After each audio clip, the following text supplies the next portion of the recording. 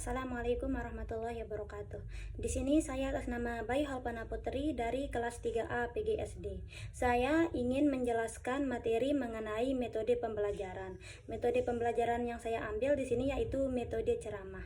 Langsung saja kita lanjut ke penjelasannya. Nah, di sini metode ceramah itu merupakan salah satu metode dari sekian banyaknya metode yang digunakan guru untuk mengajar siswanya. Di mana metode ceramah ini merupakan metode yang lebih berfokus kepada guru, di mana siswa di sini hanya fokus dalam mendengarkan, sedangkan guru berfokus untuk menjelaskan, atau guru yang aktif dalam menjelaskan dan siswa hanya mendengarkan penjelasan yang dijelaskan oleh guru. Nah, di setiap metode itu pasti memiliki kekurangan dan kelebihannya sendiri. Metode ceramah ini pun begitu. Dia memiliki kekurangan dan kelebihannya sendiri. Nah, di dalam penjelasan saya kali ini, saya ingin membahas lebih dalam mengenai apa sih metode ceramah itu, apa saja kekurangan dan kelebihan dari metode ceramah itu, serta apa saja macam-macam dari metode ceramah itu. Nah, untuk itu, mari teman-teman menonton lebih lanjut video saya. Nah, yang pertama dan yang paling utama, kita harus mengetahui dong apa itu metode ceramah. Bagaimana bisa nanti teman-teman mengetahui kekurangan, kelebihan, serta macam-macam metode ceramah kalau teman-teman tidak mengetahui apa itu metode ceramah. Seperti yang saya jelaskan di awal tadi, metode ceramah merupakan salah satu pilihan dari sekian banyaknya metode. Metode ceramah ini lebih sering digunakan di dalam dunia pendidikan. Namun, tidak itu saja, metode ceramah ini tidak hanya berfokus dalam ranah pendidikan, namun bisa digunakan dalam kehidupan sosial bermasyarakat, di mana ketika orang melakukan pengajian atau kajian, di sana ada orang yang melakukan ceramah. Nah, itu salah satu contoh dari metode ceramah, di mana orang berfokus untuk menjelaskan sesuatu kepada halayak ramai atau yang kita sebut dengan orang banyak.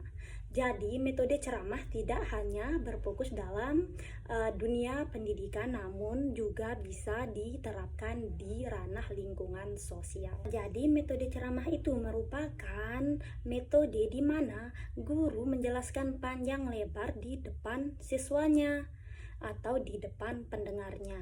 Nah, metode ceramah ini juga lebih banyak digunakan oleh guru. Kenapa? Karena metode ceramah ini dia cenderung memerlukan effort yang lebih kecil untuk penyampaian materinya. Cukup mempunyai penguasaan terhadap materi yang ingin disampaikan. Metode ceramah ini sudah bisa diterapkan dalam dunia pendidikan ataupun dalam dunia-dunia lainnya. Maksudnya di sini yaitu misalnya dalam kajian seperti yang saya sebutkan tadi. Nah, metode ceramah ini simple, tidak ribet.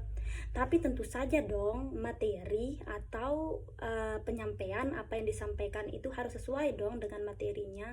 Jangan dong dia keluar dari materinya. Jadi metode ceramah ini memang agak sedikit membosankan bagi siswa yang kurang, maksudnya itu dalam hal misalnya siswa yang lebih malas dalam mendengarkan itu, ya lebih jadinya nanti siswa itu lebih mudah bosan, malas, jadi bisa nanti siswa itu tidur dalam kelas, bisa saja.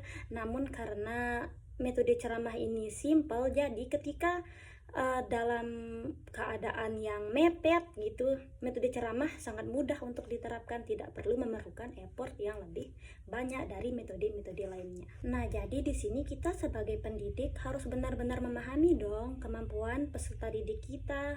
Jangan nanti kita menggunakan metode ceramah kepada siswa yang pendengarannya kurang baik, atau sebagian besarnya memiliki kemampuan audiovisual atau pendengaran yang kurang. Jadi kita harus benar-benar memahami apa sih yang dibutuhkan dari peserta didik yang akan kita ajarkan agar materi yang kita sampaikan bisa tersampaikan dengan baik kepada siswa kita. Selanjutnya di sini saya ingin menjelaskan mengenai kelebihan dari metode ceramah ini. Apa sih kelebihan dari metode ceramah ini? Kenapa sih sering banyak digunakan oleh guru? Nah, Di sini saya akan membahasnya. Ada beberapa kelebihannya, yaitu yang pertama, praktis. Seperti yang saya jelaskan yang di awal tadi, bukan sih di awal, intinya yang saya jelaskan sebelumnya, saya mengatakan bahwa metode ceramah ini tidak memerlukan effort. Jadi, tidak seperti metode-metode lain, misalnya metode praktikum perlu membeli ini, menganu itu, ini.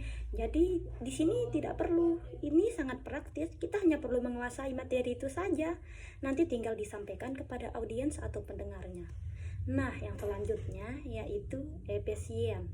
Dalam hal waktu, biaya, dan lain-lainnya, metode ceramah ini tidak perlu memerlukan sesuatu yang sangat banyak, hanya waktu, penguasaan materi. Tapi ya tentu saja untuk penguasaan materinya itu memerlukan waktu. Namun kan itu dalam waktu pengajarannya itu di luar, jadi tidak disertakan lah, tidak dihitung lah. Itu kita sebagai guru tentu saja dong harus menguasai materinya. Nah, di setiap kelebihan tentu saja pasti ada kekurangan dong. Nah, di metode ceramah ini yaitu kekurangannya yang pertama yaitu mengenai tenaga pendidik yang lebih aktif dan siswa yang pasif. Yang dimaksud di sini yaitu ketika kita menjelaskan, otomatis siswa hanya mendengarkan. Siswa nanti tidak diberikan dalam waktu untuk menyanggah atau menyampaikan isi pikiran mereka. Mereka hanya difokuskan untuk mendengarkan. Dan guru hanya berfokus menjelaskan saja. Nanti seperti yang saya sebutkan di awal tadi, nanti bisa-bisa siswa itu cepat bosan dong.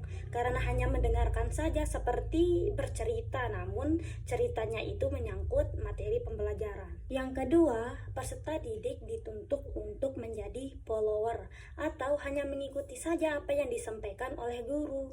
Mereka tidak diberikan kepercayaan diri, tidak diberikan hak untuk menyampaikan isi pikiran mereka.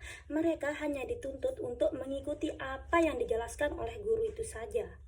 Nah, yang ketiga, tingkat kebosanan yang lebih tinggi dari metode ceramah ini. Nah, ya intinya dalam metode ceramah ini cenderung bosan.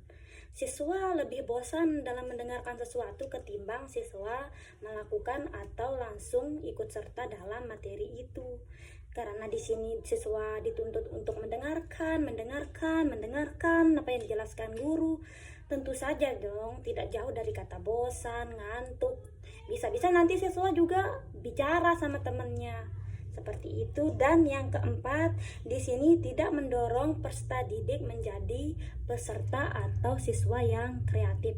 Ya, gimana bisa kreatif? Orang di sini hanya dituntut untuk mendengarkan, tidak disuruh untuk melakukan hal. Itu saja mengenai kekurangan dari metode ceramah. Selanjutnya kita akan membahas mengenai macam-macam dari metode ceramah ini. Yang pertama yaitu metode ceramah menggunakan impromptu. Di mana metode ceramah impromptu ini metode ceramah yang tidak menggunakan persiapan. Di mana metode impromptu ini cocok untuk orang-orang atau guru yang memang sudah benar-benar menguasai materinya atau jam terbangnya sudah banyak. Jadi dia tidak perlu melakukan persiapan yang banyak dong, karena sudah banyak pengetahuan atau materi-materi yang disimpan di kepalanya. Jadi tinggal disampaikan kepada audiens atau pendengarnya maupun siswa. Yang kedua di sini hafalan. Nah, yang hafalan ini misalnya kita ingin menyampaikan materinya besok, kita hafalnya sekarang. Jadi nanti ketika kita sudah hafal bisa disampaikan dengan seksama tanpa harus melihat teks, ataupun dihafalnya jauh-jauh hari sebelum disampaikannya materi itu. Yang ketiga di sini yaitu menggunakan metode atau macam-macamnya, yaitu dengan membaca catatan. Nah, namun membaca catatan ini sedikit memiliki kekurangan, yaitu karena sedikit membosankan. Karena membaca catatan sama saja ketika kita menyampaikan materi itu sama seperti kita membaca teks atau membaca buku. Tentu saja dong, bosan dong. Orang-orang juga bisa kan membacanya sendiri. Nah, sedangkan yang keempat di sini yaitu extempora. atau ekstemporan ini yaitu ceramah yang menyampaikan pokok-pokok isi ceramah saja, sehingga tidak menyampaikan secara luas, namun yang dipilih inti-inti ceramah itu saja, sehingga apa yang didapatkan audiens lebih rinci atau lebih simpel, karena yang disampaikan adalah inti-intinya saja, tidak secara luasnya. Itu saja penjelasan dari saya mengenai metode ceramah. Terima kasih sudah bersedia menonton video saya. Bye bye.